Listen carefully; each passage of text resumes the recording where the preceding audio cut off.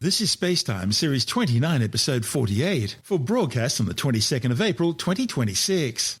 Coming up on SpaceTime, discovery that young sun-like stars dim quickly, good news for the possibility of life, a surprisingly speedy solar wind discovered in the inner corona, and the Dream Chaser spaceplane passes another critical milestone. All that and more coming up on SpaceTime. Welcome to SpaceTime with Stuart Gary.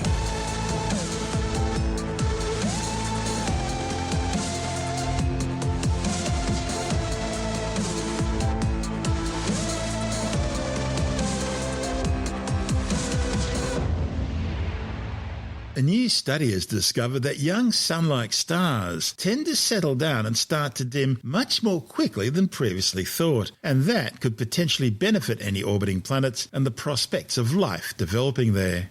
The findings, reported in the Astrophysical Journal, are based on new observations by NASA's Earth-orbiting Chandra X-ray Space Telescope. Astronomers use Chandra and other telescopes to monitor how powerful radiation from young stars, often in the form of dangerous X-rays, can pummel any planets orbiting around them. However, they didn't know how long this high-energy barrage would last. And that's where the new observations come in. Astronomers studied 8 clusters of stars between 45 and 750 million years old. The authors found that sun-like stars in these clusters unleashed only about a quarter to a third of the X-rays they're expecting. The study's lead author, Konstantin Gaitman from Penn State University, says the observations reveal a natural quietening of young sun-like stars in X-rays, possibly because their internal generation of magnetic fields becomes less efficient. And Gaitman believes this calming could have been a boom for the formation of life on planets around stars that are younger versions of our own 4.6 billion-year-old sun. That's because large amounts of X-rays can erode a planet's atmosphere, preventing the formation of molecules necessary for organic life as we know it. On average, 3 million-year-old stars with a mass equal to that of the Sun produce around 1,000 times more X-rays than our Sun does today. Meanwhile, 100 million-year-old solar mass stars are about 40 times brighter in X-rays than the present-day Sun. And it's possible that we owe our own existence to our Sun doing the same thing several billion years ago. The authors found that stars with about the same mass as the Sun quieten down relatively rapidly after just a few 100 million years, while those with less mass kept up their high level of X-ray emissions for much longer. Combined with the decrease in the energy of the X-rays and the disappearance of energetic particles, the Sun-sized stars are apparently better suited to host planets with robust atmospheres and possibly blossoming life than previously thought. Gaitman and colleagues also used data from the European Space Agency's Gaia satellite and the Rosat mission. This allowed them to identify stars that were members of clusters rather than either foreground or background stars. To measure the X-ray outputs from the stars, the authors made new Chandra observations of 5 clusters with ages between 45 million and 100 million years, in addition to using Chandra and Rosat data from archives to study 3 older stellar clusters with ages between 220 and 750 million years. Astronomers hadn't previously been able to study the exact X-ray output of stars in this age range. Most have relied on sparse data and a relationship from previous work between the X-ray emissions produced by young stars and their ages and spin rates. Older, more slowly rotating stars are usually fainter in X-rays. But the authors found that X-ray output drops off about 15 times more rapidly than the relationship predicts during this specific adolescent phase. While they're still investigating the cause of this slower-than-expected activity, astronomers think the processes that generate magnetic fields in these stars may become less efficient, and that would lead to the stars becoming quieter in X-rays more quickly as they age. This is SpaceTime. Still to come, a surprisingly speedy solar wind found in the Sun's inner corona, and the Sierra Space Dream Chaser spaceplane Tenacity passes another critical milestone. All that and more still to come on SpaceTime.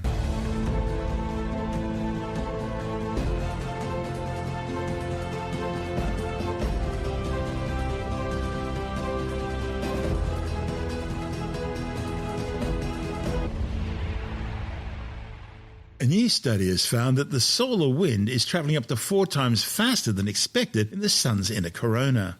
The solar wind is a constant stream of charged particles flowing out from the Sun.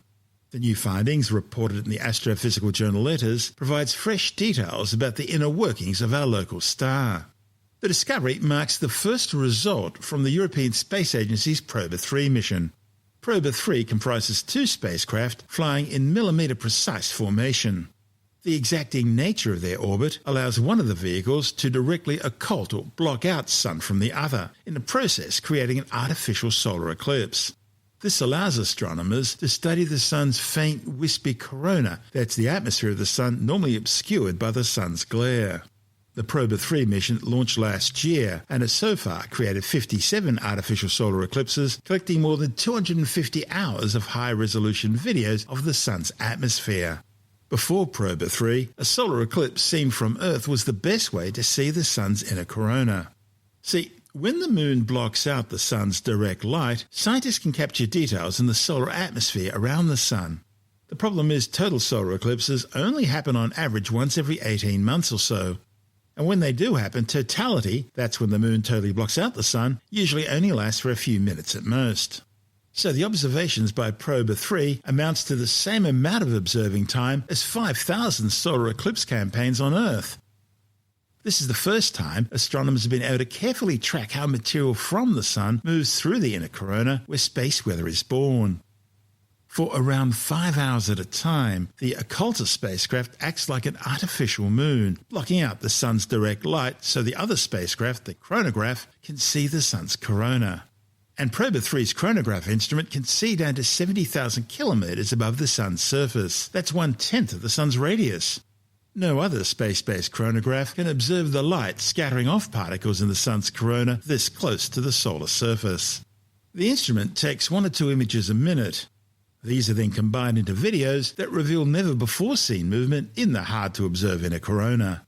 ESA's Proba 3 project scientist Joe Zender says these sorts of intricate movements have never previously been observed in optical wavelengths so low in the Sun's inner corona.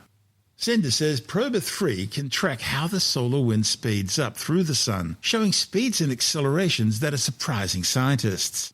Just like wind here on Earth, the solar wind can be fast or slow, smooth or gusty. A fast solar wind usually flows in smooth currents from magnetic structures called coronal holes. In contrast, slow solar winds are variable and gusty, making understanding how it all works more difficult. Scientists think the slow solar wind is generated by the Sun's magnetic field lines, changing how they connect, merge and separate. This process pushes out blobs of plasma in large bright rays in the corona called streamers. In the inner corona, a region difficult to observe, astronomers saw slow solar wind gusts moving 3 or 4 times faster than expected. Previously, scientists had found that close to the Sun's surface, the solar wind should have been travelling at speeds of around 100 kilometres per second, but instead they tracked some of these blobs of plasma moving at between 250 and 500 kilometres a second. Overall, the wide range of speeds, accelerations and movement directions in the data explain why the slow solar wind is so hard to understand. It's naturally not uniform, involving lots of small-scale structures in the Sun's magnetic field, which astronomers can now see thanks to Proba 3. The discovery comes just weeks after contact was re-established with one of the spacecraft, which had suddenly gone silent following an onboard glitch, the cause of which is still being investigated. Zender says this first data set is just the beginning of a much longer journey to fully understand what's happening in the Sun. Most of the data collected by Proba 3 so far is yet to be analysed. Key open questions yet to be answered include finding out exactly what accelerates the solar wind, how the Sun flings out material in coronal mass ejections, and why the solar corona is so much hotter than the surface of the Sun. After all, things are supposed to get cooler the further away you get from the heat source. This report on the brilliance of the Proba 3 mission from ESA TV. During a solar eclipse, the Earth is plunged into darkness and the Sun's ghostly atmosphere becomes visible. But what exactly causes solar eclipses? And how do scientists create their own artificial solar eclipses? And how will our mission, Proba 3, generate artificial solar eclipses on demand? Let's find out. So, how do solar eclipses happen? The answer is simple. It's when the Sun, Moon and Earth are perfectly aligned and the Moon covers the entire disk of the Sun. The fact that solar eclipses happen at all is a cosmic coincidence. It just so happens that the Sun is 400 times bigger than our Moon. but also 400 times further away, so the two bodies look the same size in our sky. Solar eclipses are extremely valuable because they allow scientists to study the sun's atmosphere, also known as the solar corona. Scientists are particularly interested in this region of the sun because it's the source of solar wind and space weather, which can impact satellites and Earth.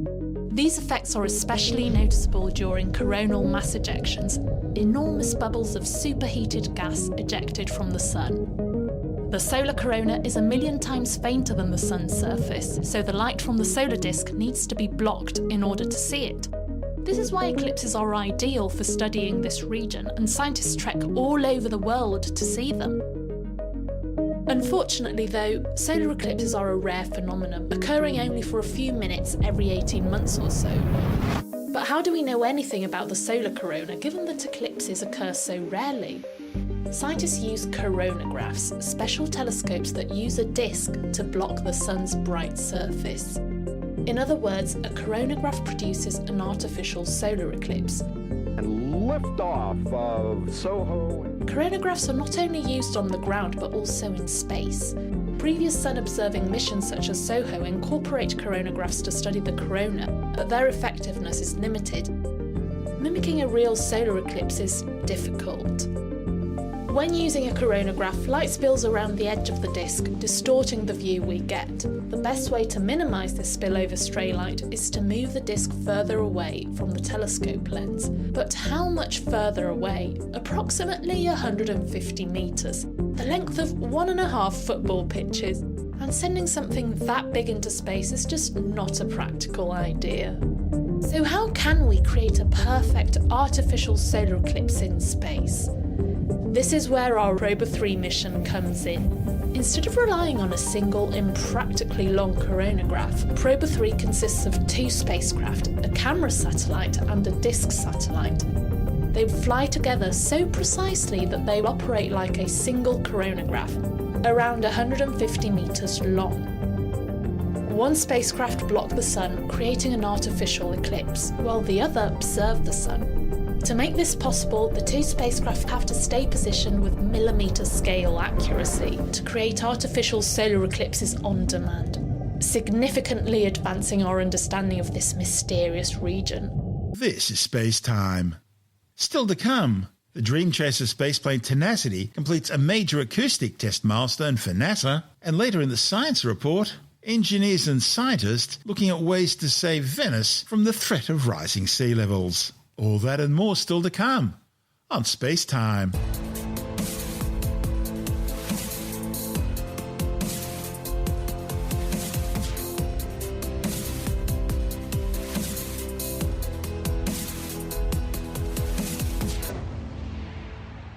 The Sierra Space Dream Chaser spaceplane Tenacity has just completed launch acoustic testing at NASA's Space Systems Processing Facility. The key milestone event validates the vehicle's ability to withstand the intense vibrations produced during launch. The test, in a specially designed hangar at the Kennedy Space Center in Florida, uses an array of 90 stacked giant speakers to simulate the sounds and vibrations experienced during blastoff. The Dream Chaser spaceplane was positioned at the center of the test setup with its wings stowed, mirroring the configuration it would have when it's mounted inside the 5-meter payload fairing during an actual launch. The successful test validated the durability of Dream Chaser's critical electronic systems and confirmed the structural integrity of the spacecraft. So, Dream Chaser has now achieved several key milestones, including EMI and EMC testing, high-speed tow testing, and post-landing recovery rehearsals. It's also demonstrated command and telemetry capabilities with mission control using NASA's Tracking and Data Relay satellite system. With the acoustic testing now complete in Florida, Dream Chaser has been transported back to Colorado for final modifications and mission-specific upgrades. Sierra Space Dream Chaser Program Manager Dan Polis says it's a key step in getting the spacecraft ready for flight. Now, NASA's slated Dream Chaser's Tenacity for an initial 6 missions, its first possibly later this year. That 45-day flight won't visit the International Space Station, but instead undertake low Earth orbit testing. Although originally designed to carry crews of up to 7 to the International Space Station, the reusable wing spaceplane will only be used by NASA to transport cargo and supplies to and from the orbiting outpost as part of NASA's Commercial Resupply Services 2 contract. Dream Chaser is capable of carrying 5,000 kilograms of pressurized and 500 kilograms of unpressurized cargo during the ascent phase on its uphill climb to the space station. And on its return to Earth, it can carry up to 1,750 kilograms of cargo and returned experiments. But the spacecraft is designed to be fitted with an expendable pressurized cargo module called Shooting Star attached aft. That'll increase its cargo capacity by an additional 4,500 kilograms. Right now, Dream Chaser is designed to fly aboard a United Launch Alliance Vulcan Centaur rocket. After docking with the orbiting outpost and completing its mission, it'll then return to Earth, gliding to a soft landing on the former Space Shuttle runway at the Kennedy Space Center. With Tenacity completing the final stages of its development before being handed over to NASA, Sierra Space are now building a second Dream Chaser, this one named Reverence. And there are plans for a specialised third Dream Chaser as well, but that'll be part of a classified national security contract, so no details are being released. There's even the possibility of a fourth Dream Chaser, this one for the European Space Agency, specifically modified for launch aboard an Ariane 6 rocket. Exciting times ahead. This is Space Time.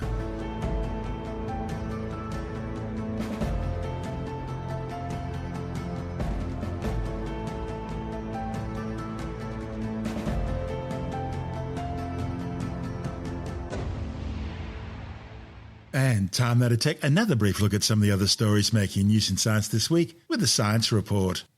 Scientists say long-term HIV remission has been achieved in a patient following a stem cell transplant from a sibling carrying a specific genetic mutation.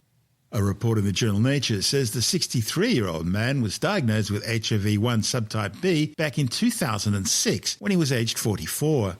In 2020, he received a stem cell transplant from a sibling with a CCR5 delta 32 mutation to treat a type of blood cancer.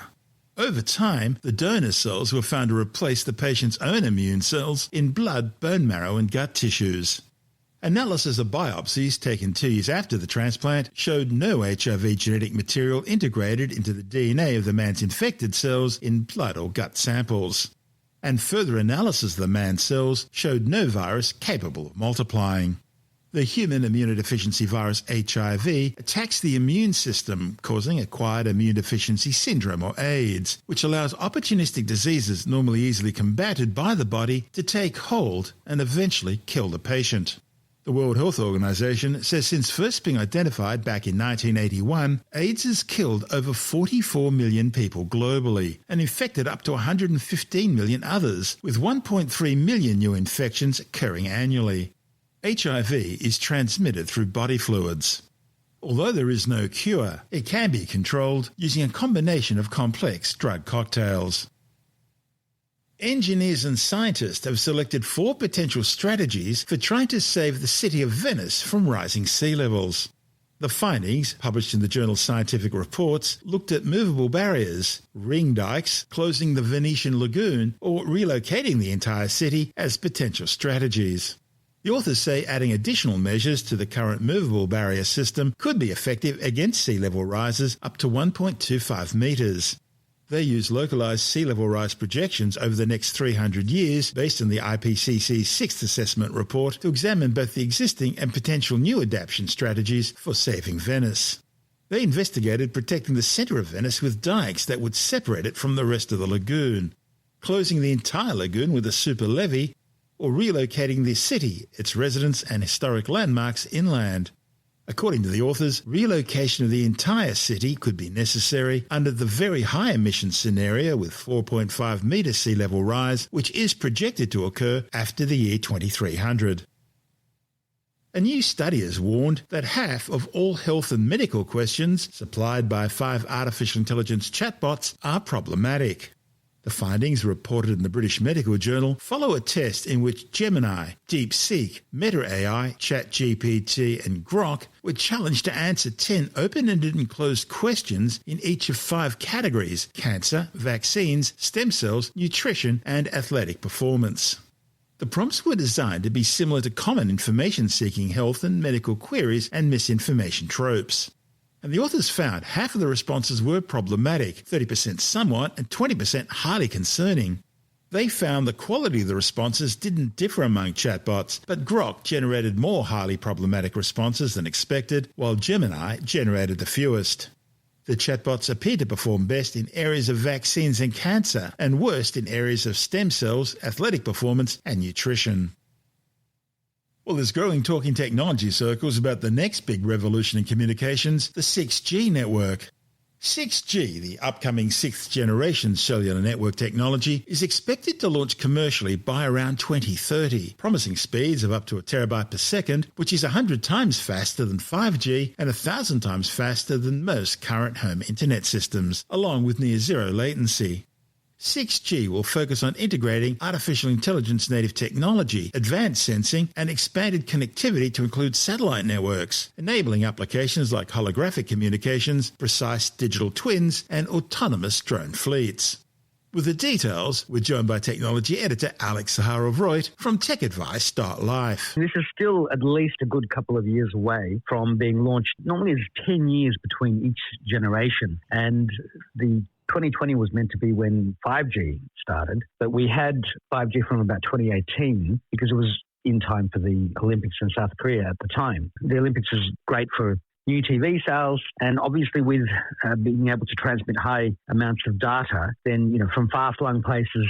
Now, we take all this for granted these days, but when 5G was first being announced, there were lots of promises that you would have much better connectivity at the edge and have faster speeds. And I noticed that 5G, had a dirty little secret, which was that 4G could be faster many times than 5G. And I was always amazed that, I could connect to the 4G network and do a speed test and get faster speeds. But part of the appeal of 6G is that it's going to be better than 5G. So what does that mean exactly? Well, in this case, you've got artificial intelligence being integrated into the network core. So you're going to have what they call native wireless sensing capabilities for environment mapping, and they're going to be using higher frequency bands. When they use higher frequency bands, that's when you can get much faster data speeds, so you can really send huge amounts of data. And we had this with 5G with millimeter wave. You had to be effectively right next to the tower to be able to get those speeds, and the signal could be stopped by the glass in your window. So there's still a lot of work to do to make sure that those higher bandwidths can be widely propagated. And given the fact that they're at these higher frequencies, that's a problem.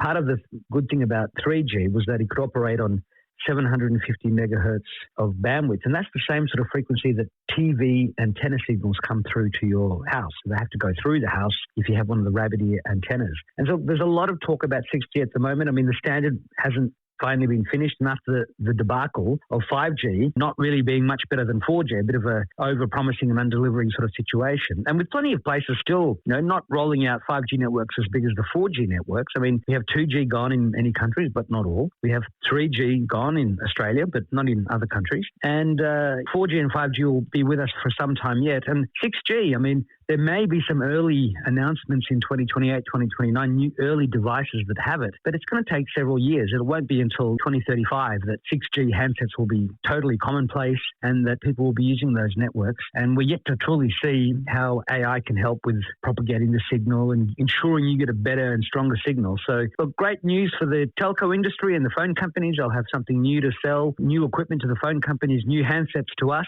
But at the moment, it's still in the minds of boffins as to how they're really going to make it all happen. And there are plenty of developments from Huawei and Ericsson and Nokia and others, but none of them have equipment ready to sell yet, and it's all still in the hype phase. That's Alex Zaharov-Reutt from TechAdvice.life.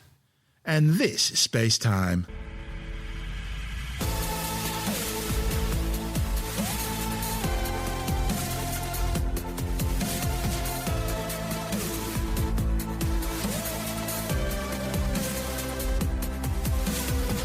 That's the show for now. SpaceTime is available every Monday, Wednesday and Friday through Bytes.com, SoundCloud, YouTube, your favourite podcast download provider, and from spacetimewithstuartgary.com. SpaceTime's also broadcast through the National Science Foundation on Science Zone Radio and on both iHeartRadio and TuneIn Radio. And you can help to support our show by visiting the SpaceTime store for a range of promotional merchandising goodies. or by becoming a SpaceTime patron, which gives you access to triple-episode commercial-free versions of the show, as well as lots of bonus audio content which doesn't go to air, access to our exclusive Facebook group, and other rewards. Just go to spacetimewithstuartgary.com for full details. You've been listening to SpaceTime with Stuart Gary. This has been another quality podcast production from Bytes.com.